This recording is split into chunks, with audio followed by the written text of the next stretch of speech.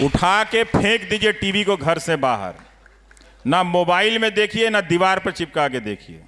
इससे आसान डेमोक्रेसी के लिए मैं क्या मांग रहा हूं आप, कि वो टीवी जो भारत के लोकतंत्र को, अर्जित किए गए लोकतंत्र को बर्बाद करने के लिए दिन रात मेहनत कर रहा है, क्या आप उस टीवी को नहीं छोड़ सकते?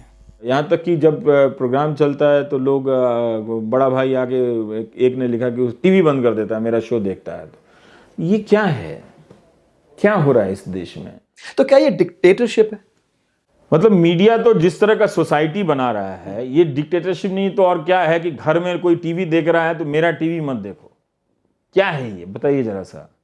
कहीं हम जरूरत से ज्यादा, यह भी एक महत्वपूर्ण बात है, दुखी या रोंदू तो नहीं हो रहे हैं अर्थव्यवस्था को लेकर, क्योंकि दुनिया की जो तमाम अर्थव्यवस्थाएं हैं वो बहुत कम है, दुनिया में बहुत कम देश हैं जो 5% के रफ्तार से भी बढ़ रहे हैं। भारत की अर्थव्यवस्था अच्छी स्थिति में नहीं है। इसे छिपाने की तमाम कोशिशों के बीच आज जीडीपी के आंकड़े ने जख्म को बाहर ला दिया।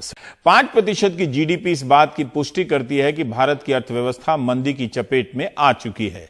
तो बहुत मुश्किल होता है कि अपने वैल्यूज को संभाल कर रखना और उसमें विश्वास रखना। भोपाल से बीजेपी की उम्मीदवार प्रज्ञा ठाकुर होने जा रही हैं। उनके नाम के आगे साध्वी लगाया जाता है, साध्वी प्रज्ञा ठाकुर। वो आरोपी हैं, आतंकवाद के मामले में उन पर मुकदमा चल रहा है, लेकिन बीजेपी को इससे फर्क नहीं पड़ता। जो बात वो खुलकर नहीं कह सकती, उसे प्रज्ञा ठाकुर की उम्मीदवारी से साबित करना चाहती है, कर रही है। आप हमारे स्क्रीन पर इस वक्त दो तस्वीरें देख रहे हैं। एक तस्वीर उस नौजवान की है जो 20 साल का था, यानी 1994 की। ये तस्वीर आज की है, 31 मई 2016 की। इसकी उम्र है 43 साल।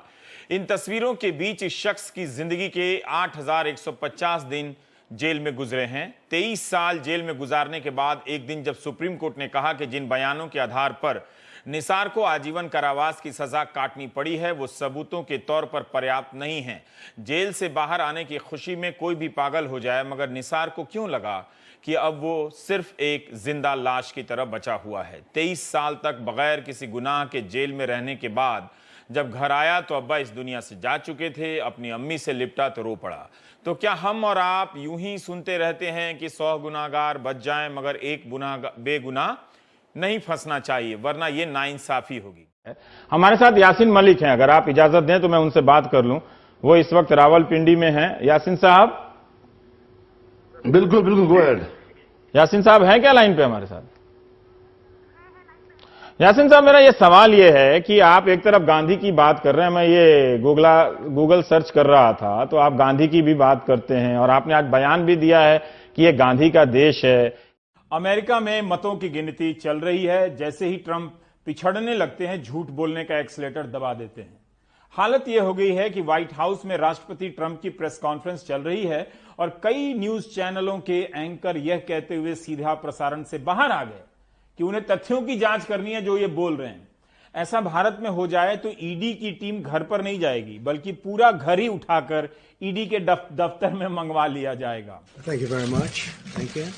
एसोसिएट प्रेस ने जानकारी दी है कि एबीसी, सीबीएस और एनबीसी जैसे न्यूज चैनलों ने ट्रंप की प्रेस कॉन्फ्रेंस का सीधा प्रसारण बीच में ही रोक दिया। ट्रंप चुनाव में धांधली को लेकर अनर्गल आरोप लगा रहे थे। एंकरों ने कहा कि राष्ट्रपति की भ्रामक बातों को चेक करने की जरूरत है। इस बीच आरजेडी नेता मनोज झा ने दिन में तीसरी बार पार्टी कार्यालय से वो बाहर आए और साफ साफ आरोप लगाया कि कई जगहों पर चुनाव अधिकारियों द्वारा दबाव बनाया जा रहा है। जहां आरजेडी और उसकी सहयोगी पार्टियां कम अंतर से जीत रही हैं, वहां दोबारा काउंटिंग कराई जा रही है। उन्होंने कहा कि जहां हम दोबारा काउंटिंग की मांग कर रहे हैं, वहां काउंटिंग नहीं कराई जा रही है। कई सीटों पर हमारी जीत के बावजूद, और उन्होंने 119 सीटों का सर्टिफिकेट की नाम के साथ सूची ट्वीट की है कि सर्टिफिकेट नहीं दी जा रही है। मनोज झा कह रहे हैं कि संविधान के साथ खिलवाड़ किया जा रहा है। हमने चुनाव आयोग को भी कहा, जहां जहां कम मार्जिन की है, जैसे परिहार में नतीजा। तो 24 फरवरी को उत्तर पूर्वी दिल्ली में इस लाल टी शर्ट वाले लड़के को पिस्टल चलाने की हिम्मत नहीं होती। पुलिस की हालत यह है कि अभी तक गिरफ्तार नहीं हुआ है। पुलिस साफ कहती है कि शाहरुख है, मगर आप सोशल मीडिया में देखिए अनुराग मिश्रा बताया जा रहा है।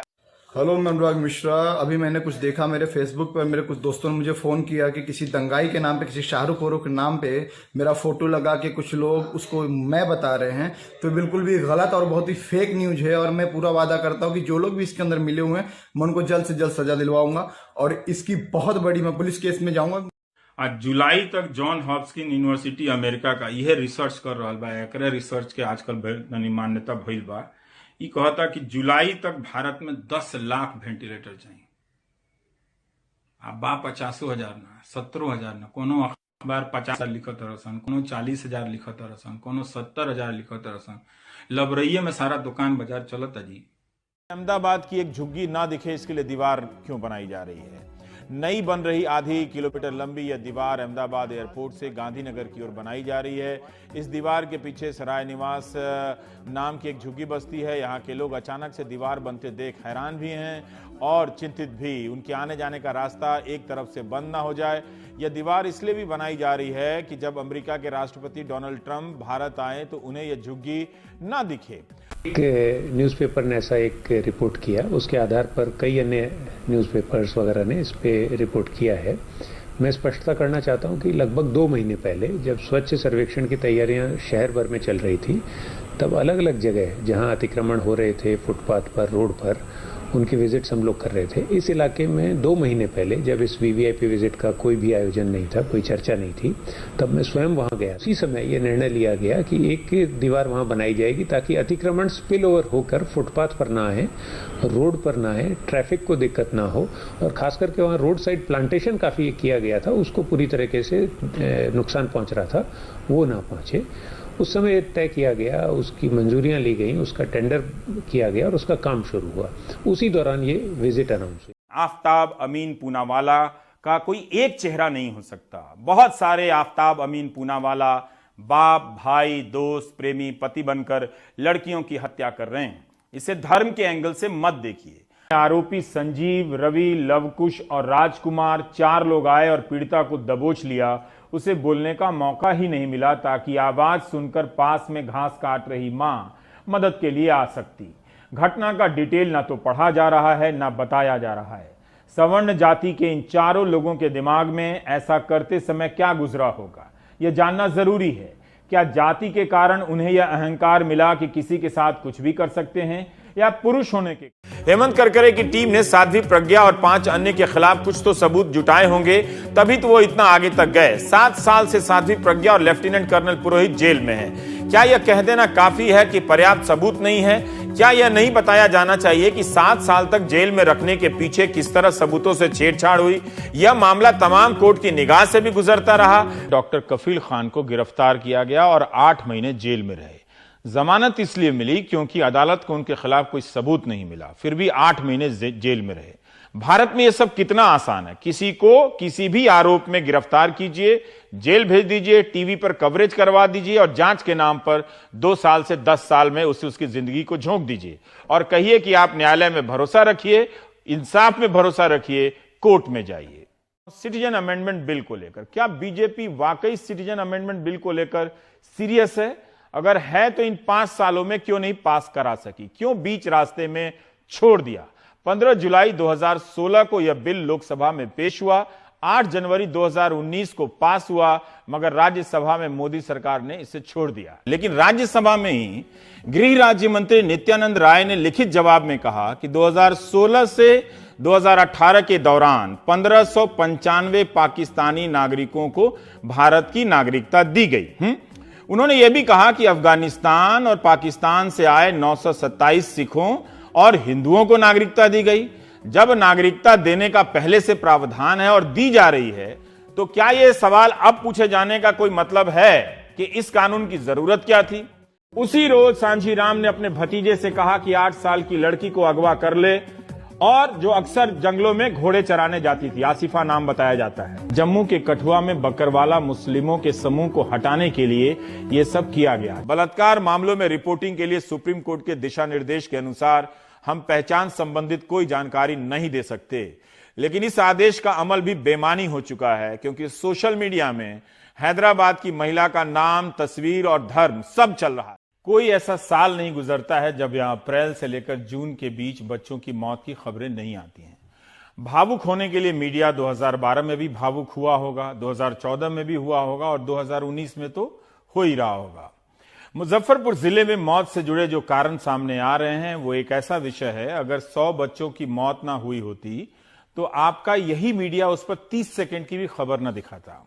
जब भी कोई सरकार का दिखे गाना चालू कर दीजिए, डांस चालू कर दीजिए। गाने के अमृत बोल हैं, रंभा हो संभा हो, मैं नाचूं तुम नाचो, जितनी तुम प्यार से जी लोगे उतनी ही जिंदगी, रंभा हो संभा हो वाले पर भी पत्थर फेंके जाते हैं और वो पीछे गिरता हुआ हटता हुआ नजर आता है। लेकिन हमारे सहयोगी मुकेश ने बताया कि पुलिस वाले को गोली नहीं लगी, इस बंदूक वाले ने पुलिस वाले को छोड़ दिया। लेकिन दूसरी तरफ गोली चलाते हुए यह नौजवान इस तस्वीर में साफ साफ दिख रहा है। इस स्टिल तस्वीर में उसका चेहरा बिल्कुल साफ दिखता है। यह साफ नहीं है कि इस लाल टी शर्ट वाले ने कितनी गोलियां चलाई, किसे गोली लगी, रिवॉल्वर लाइसेंसी है या अवैध है, क्या यह कोई पेशेवर अपराधी है। किसी वीडियो में पुलिस पत्थर चला रही है तो किसी वीडियो में पुलिस के साथ सादे लिबास में लोग भी पत्थर चलाते दिख रहे हैं। जिसे जो ठीक लग रहा है वो उस हिसाब से वीडियो चुन ले रहा है और फॉरवर्ड कर दे रहा है। थोड़ी सावधानी बरतिए, किसी की भावना भड़काने वाले वीडियो को फॉरवर्ड ना करें। सभी को यह बात ध्यान रखनी चाहिए, मगर पूरी बात का किसी वीडियो से पता नहीं चलता क्योंकि आप एक ही हिस्सा देख रहे होते हैं। कभी वीडियो बहुत शुरू के होते हैं, कभी बीच के होते हैं, कभी आखिर के होते हैं। इसलिए ऐसे वीडियो को देखते समय सतर्कता बरतिए। ये सवाल जरूर पूछिए कि किसने शूट किया है, किसने रिकॉर्ड किया है, कितने बजे का है, किस लोकेशन का है। गोली मारने के नारों के जरिए उस जहर को एक्शन के लिए इशारा कर दिया गया, जो मीडिया, व्हाट्सएप, यूनिवर्सिटी और नेताओं के बयानों के जरिए घर घर पहुंचा दिया गया है। वरना 17 साल का किशोर एक बार सोचता कि उसकी पीठ के पीछे पुलिस बल खड़ी है, हालांकि हाथ बांध कर खड़ी थी, सामने छात्र खड़े हैं, होली फैमिली अस्पताल के सामने वो पिस्तौल लहराता हुआ नहीं आता और गोली नहीं चलाता। जिन नौजवानों के गले में डॉक्टरी का आला होना चाहिए वो गोलियों की माला पहनकर टिकटॉक कर रहे हैं। धीरे धीरे उस जहर को राष्ट्रवाद के नाम पर पी रहे हैं और पिलाए जा रहे हैं और आप देख रहे हैं जिसका अंजाम यही है। आप अपने नेताओं से आग्रह करें कि भाषा बदलें। उनकी भाषा राम भक्त जैसे युवकों को यह संकेत दे रही है, हौसला दे रही है कि गोली चलाना उनका अधिकार है। आपकी दिल्ली बदल गई है, अब चीखने से कोई फायदा नहीं, देर बहुत हो गई। यहाँ की सड़कों पर पिस्टल लेकर घूमने वाले आ गए हैं, वोट के लिए नहीं आए हैं, वो अब आपके पड़ोस में रहने आए हैं। आप ही तो चुप थे, आप ही तो हैं जो हाँ में हाँ मिला रहे थे। राहुल बजाज ने सिर्फ भय के माहौल को लेकर लोग उसको बड़ा बना रहे हैं, लेकिन देखिए वो कह क्या रहे हैं।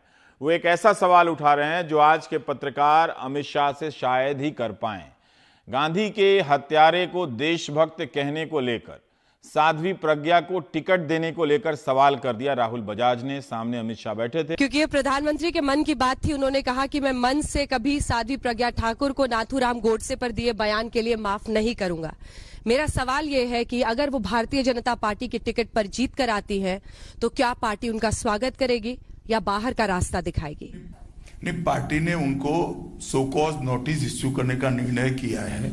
उनका जवाब आने के बाद डिसिप्लिनरी कमेटी इस पर निर्णय करेगी। ये हमारी पार्टी का संविधान है और इसके हिसाब से आगे कार्यवाही होगी।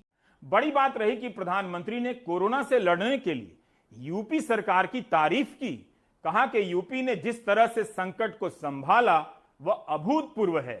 जिस तरह से सड़क मरम्मत का काम परियोजना है, उसी तरह से अब अभूतपूर्व का मतलब भी बदल गया लगता है। दूसरी लहर के समय अखबारों और चैनलों पर जहां तहां लोगों के तड़प कर मर जाने की खबरें अभूतपूर्व लग रही थी। अब नया अभूतपूर्व लॉन्च हो गया है कि यूपी ने संकट का मुकाबला अभूतपूर्व तरीके से किया।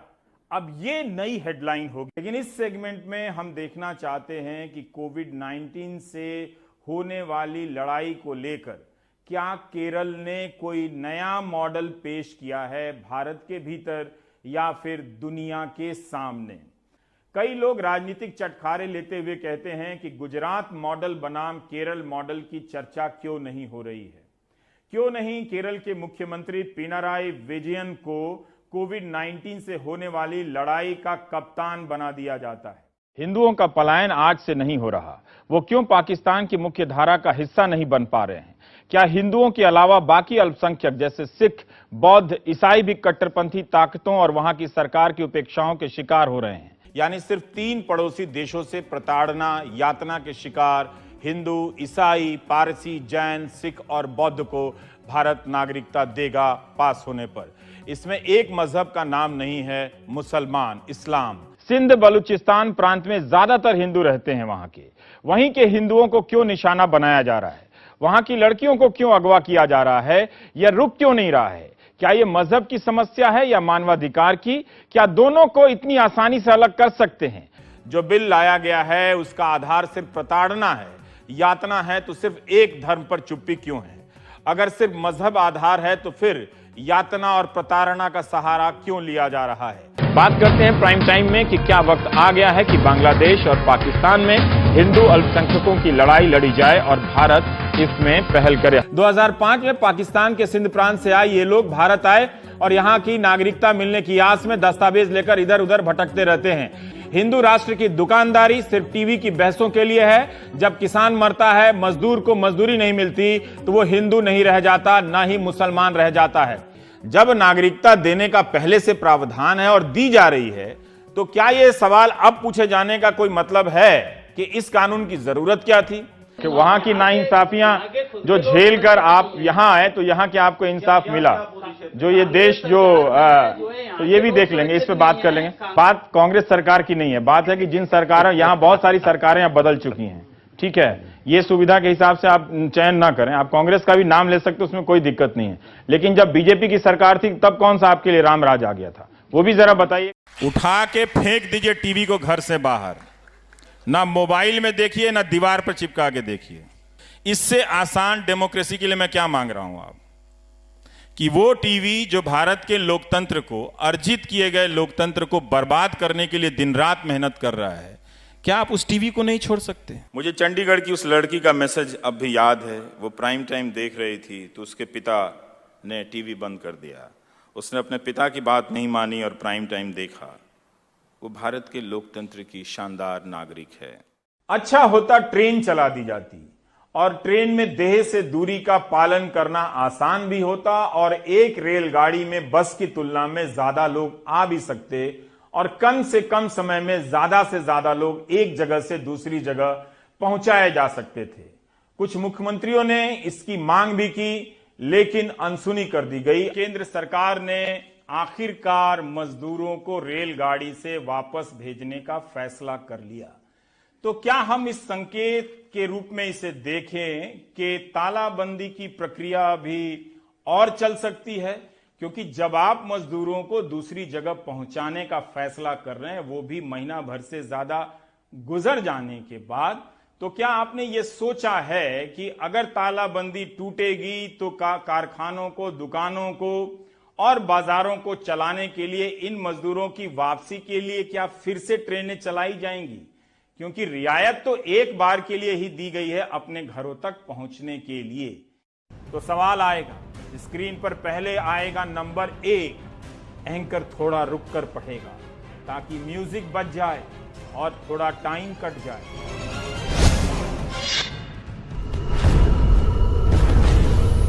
हाँ, तो पहला सवाल आता है, क्या रफाल के आने के बाद आंख मिला पाएगा पाकिस्तान? क्वेश्चन मार्क, प्रश्न चिन्ह। अब ये सवाल कुछ सेकंड तक स्क्रीन पर लटका हुआ है, म्यूजिक बज रहा है, एंकर चेहरे का भाव बदलता है, तभी नंबर 2 स्क्रीन पर धमाके की तरह आता है। लगता है कि सवाल नंबर 2 आ गया है। क्या चीन के पास है रफाल का जवाब? चीन और पाकिस्तान के पास अत्याधुनिक फाइटर कौन से हैं जिनका मुकाबला रफाल को करना पड़ सकता है या जिसकी तैयारी की जाती है? चीन के JF-20 की लगातार बात होती है। अगर रफाल से उसकी तुलना करें तो क्या कोई जानकारी है कि रफाल उस पर कितना भारी पड़ता है, या दोनों की जो एक तरह से जो स्पेसिफिकेशंस हैं वो क्या क्या हैं, किस तरह से रफाल उसका मुकाबला कर सकता है JF-20 का? इन दिनों चैनलों में कंटेंट का अकाल है। ऐसी घटनाएं कम घट रही हैं जिससे सरकार इतिहास बनाती लगे। इसलिए आप रफाल के महत्व को कम समझते हैं तो आपकी समस्या है।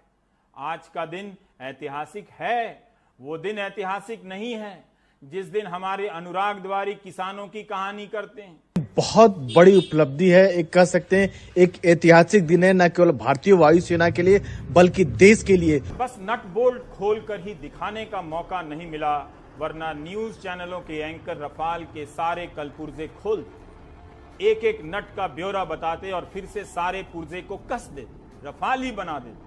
फ्रंट सेक्टर ऑप्ट्रॉनिक्स तकनीक से युक्त है ये। इसका फायदा ये है कि राडार जैमिंग का कोई असर नहीं पड़ता है, यानी कि जैमर जो है वो इसमें काम नहीं करेंगे। 1 मिनट में 60,000 फुट की ऊंचाई तक ये जा सकता है। एक बार में 3,700 किलोमीटर तक उड़ान भर सकता है। रफाल की स्पीड 2 मैक यानी ध्वनि की गति से दोगुनी है। यह जानना जरूरी है कि प्रधानमंत्री सड़क मार्ग से फिरोजपुर की रैली में जा रहे थे तो क्या उनके कार्यक्रम में हुसैनी वाला जाना भी शामिल था। 3 जनवरी को पत्र सूचना कार्यालय पीआईबी से जो जानकारी दी गई उसमें हुसैनी वाला जाने का जिक्र नहीं है। इसमें फिरोजपुर की रैली का जिक्र है जिसमें प्रधानमंत्री 42,000 करोड़ से अधिक की योजनाओं की बुनियाद रखने वाले हैं। लेकिन हुसैनी वाला के शहीद स्मारक जाने की कोई जानकारी 3 जनवरी के पीआईबी की प्रेस रिलीज में नहीं दी गई है। सवाल यह है कि हुसैनी वाला जाने का इरादा कब हुआ, इसके लिए कार्यक्रम कब बना, इसके लिए पंजाब पुलिस ने कब अनुमति दी और क्या बताया कि रास्ते में किसान प्रदर्शन कर रहे हैं। खुद के भीतर झांक कर देखें, क्या वाकई सुशांत सिंह राजपूत के अनर्गल कवरेज को देखने वाला समाज परीक्षा को लेकर बातें करना चाहता है। टीवी के सामने बैठे नागरिकों के गैर जिम्मेदार समूह ने तबलीगी जमात और सुशांत सिंह राजपूत के शर्मनाक कवरेज में खुद को शामिल कर मीडिया को बर्बाद कर दिया। दिल्ली के आसपास इस वायरस को लेकर हलचलें तेज हो गई हैं, लेकिन आप जो भी देख रहे हैं वो एहतियात के तौर पर तैयारियों की तस्वीरें हैं। सतर्क रहना है, उसमें बुराई नहीं है, लेकिन आप सभी से अनुरोध है कि अनावश्यक अफवाहबाजी और चिंताओं से दूर भी रहें। यह ध्यान रखें कि चीन में इसका जोर अब धीमा पड़ चुका है। यह वायरस जानलेवा नहीं है, इस तरह दुनिया के 178 देशों में कोरोना से 8.5 लाख से ज्यादा लोग संक्रमित हो चुके हैं। यह संख्या भी लगातार बदल रही है। 42,335 से अधिक लोगों की मौत हो चुकी है। यह संख्या भी लगातार बदल रही है। क्या अब हम इन संख्याओं को लेकर कम संवेदनशील होते जा रहे हैं? अब हम ज्यादा उस तरह से पहले की तरह अलर्ट नहीं होते? लेकिन क्या यह एक सामान्य संख्या है कि अमेरिका में कोरोना से 1 से 2 लाख लोगों की मौत हो सकती है? यह वायरस जानलेवा नहीं है, ज्यादातर लोग इससे ठीक हो जाते हैं। जितने लोगों को वायरस हुआ है उसके अनुपात में देखें तो 2.3% से भी कम मौतें हुई हैं। सार्स के समय तो 10% से भी ज्यादा मौतें हुई थी। जिस संख्या को कम बताते हैं वो संख्या जब बड़ी हो जाती है तो मार्केट में एक नया रेट आता है। डेथ रेट बताया जाने लगा कि दुनिया में कम है, लेकिन डेथ रेट के हिसाब से भी भारत में पिछले 6.5 महीने में 46,000 से अधिक लोग मर गए हैं कोरोना से। 46,000 की संख्या बड़ी लगती है, इसलिए इसे छोटा करने के लिए डेथ रेट मोर्टिलिटी रेट में बदल दीजिए तो पूरी संख्या 2-2.5% में सिमट जाती है। इसके बाद भी कोविड से मरने वालों की संख्या के हिसाब से भारत दुनिया में 5वें नंबर पर है। मोर्टिलिटी रेट के मामले में भारत का रिकॉर्ड अच्छा है वैसे, लेकिन 46,000 लोगों की मौत के आंकड़े को क्या आप अच्छा कह सकते हैं? नहीं। तभी आप इसे अच्छा कहने के लिए मोर्टिलिटी रेट यानी मृत्यु दर का सहारा लेते हैं। शायद दर में दर्द कम दिखता हो, लेकिन अब जैसे बनारस के लोग ये मानने लगे हैं कि पहले से बहुत अच्छा बनारस हो गया। नहीं, मान सकते हैं, माने जरूर। वो देख रहे होंगे अपने आसपास, जरूर माने कि हाँ सड़कें अच्छी हो गई हैं, बिजली आ गई है, कुछ व्यवस्था अच्छी हो गई है, वो मान सकते हैं अपना। उसमें मैं नहीं कह रहा हूँ। गंगा की हम बात कर रहे थे कि घाट का बना देना और गंगा का बना देना दोनों में बड़ा अंतर है। हाँ। अब जैसे आप निकलेंगे आगे, अब यहाँ घाट पे आप देखेंगे, आप जब किसी से घाट पे पूछेंगे ना कि गंगा कितनी साफ हुई, कहेंगे देखिए कितनी साफ हो गई। ये बनारस देखिए अब गंगा साफ हो रही है। आपको लगता है गंगा साफ हो रही है? लेकिन लोग बोल रहे हैं। नहीं, लोग बोल देंगे तो क्या होगा? लोगों के बोलने का वो उनकी अपनी आस्था से बोल सकते हैं कि हम गंगा में आस्था रखते हैं, ठीक है, लेकिन ये पानी साफ है या नहीं साफ है, लोग किस आधार पर बोल रहे हैं? ये चुनाव बहुत खतरनाक है और चुनाव आयोग की तो मैं बात नहीं करना चाहता हूँ। हाँ, जिस तरह से मीडिया ने बीजेपी के लिए मेहनत की है, मुझे लगता है कि न्यूज एंकर को भी मंत्री बनाना चाहिए। कुछ न्यूज एंकर ने, कुछ मालिकों को भी मंत्री बनाना चाहिए। उनको कैबिनेट और न्यूज एंकर को कम से कम स्टेट मिनिस्टर का दर्जा देना चाहिए। रोहित भाई, आपके एग्जिट पोल से ईसीआई से काला स्क्रीन वाले पत्रकार बहुत गुस्से में। भाई साहब वैसा है, वो तो वैसे भी गुस्से में रहते हैं, समझ रहे हैं। आज वो कह रहे हैं कि कुछ मीडिया एंकर्स को मंत्री बना दिया जाना चाहिए, मीडिया मालिकों को मंत्री बना दिया जाना चाहिए। क्यों? उस दिन तो मीडिया एंकर्स मंत्री नहीं बने थे, जिस दिन अपने न्यूज रूम में बैठ के वो मंत्रिमंडल डिसाइड करते थे। हेलो गुलाम, और बताते थे उनको कि फलाने को मंत्री बना दो, फलाने को मत बताना। फलाने को मंत्री बनाने के लिए मेरे से फलाने ने कहा है, उस फलाने को मंत्री मत बनाना, क्योंकि उसके लिए मेरे से उस फलाने ने कहा है। तब ना मंत्री बनाए उनसे, न्यूज रूम से बनाए गए उनसे। जब मंत्रिमंडल उनके दफ्तर में बैठ के बनाए जा रहे थे, डिसाइड हो रहे थे, और वो वहां बगल में बैठ के अपना छापाखाना चलाते रहते होंगे कि रात में क्या क्या भाषण देना है मुझे जाके। तो भाई साहब, कुछ लोगों के साथ क्या है ना, दिक्कत है।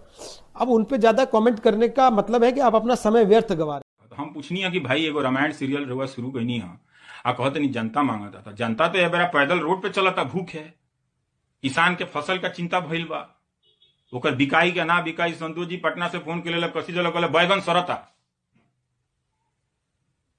जकर बैगन सरता उहे मांग कैलक कि हमने के रामायण दिखाई। रामायण पर बिलबिलाता नहीं, रामायणवा देखा जाता तो पर बिलबिलाए के कौन जरूरत बा। अगर प्रकाश जावड़ेकर कह देवन की जनता की मांग पर रामायण दिखावल जाता तो आपके मरीजा काहे लागत बा।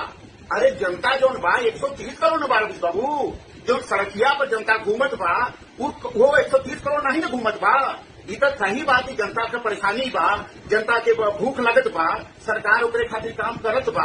सरकार कुछ दिन समय लगी, इतना बड़ा लॉकडाउन बा, कोरोना से देश के बचावे के बा, तो तोरा मर्चा लग जात बा, रामायण पर मर्चा लग जात बा। हम तो सुनने रही हैं कि जब मार्च का लड़का होला वो रामायण का विरोध कराला, रामायण के नहीं पहुंचा हला। लेकिन देश तक मार्च का लड़का नहीं ना बा, ये लबर लबर नहीं है। हम जनता बानी, हम मांग करिए बानी कि रामायण दिखावल जाए, महाभारत दिखावल जाए, चाणक्य दिखावल जाए, दू बार दिखावल जाए, 3 बार। आखिर में जनता जो घरमा में बैठल बा ओके कुछ चाहिए बात भरी, लेकिन नहीं पूछा।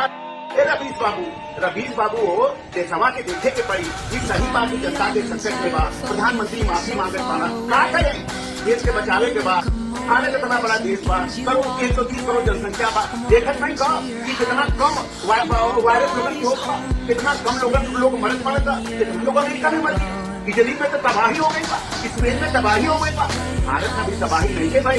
ये रामायण का प्रभाव है रवीश बाबू, रामायण के विरोध ना करके जाए। ये रवीश बाबू हाथ जोड़ के निवेदन करता रहुआ से कि कम से कम इतना करी कि देश के संकट में देश के साथ खड़ा रही, लोगों के साथ खड़ा रही। खाली पूरे जरूर लूट पटान करके पहले से कोनो लाभ नहीं के हुए के बाद भारत के बचाई उम्मीद करत बा। भारत के विकास रवीश बाबू और भारत के बचाइया एक तरफ मोदी जी देश के बचावे, दूसरे तरफ रवीश जी देश बचावे। अच्छा रही रवीश बाबू, कम से कम अब अपन भाषा बदली, अब देश के साथ रहे।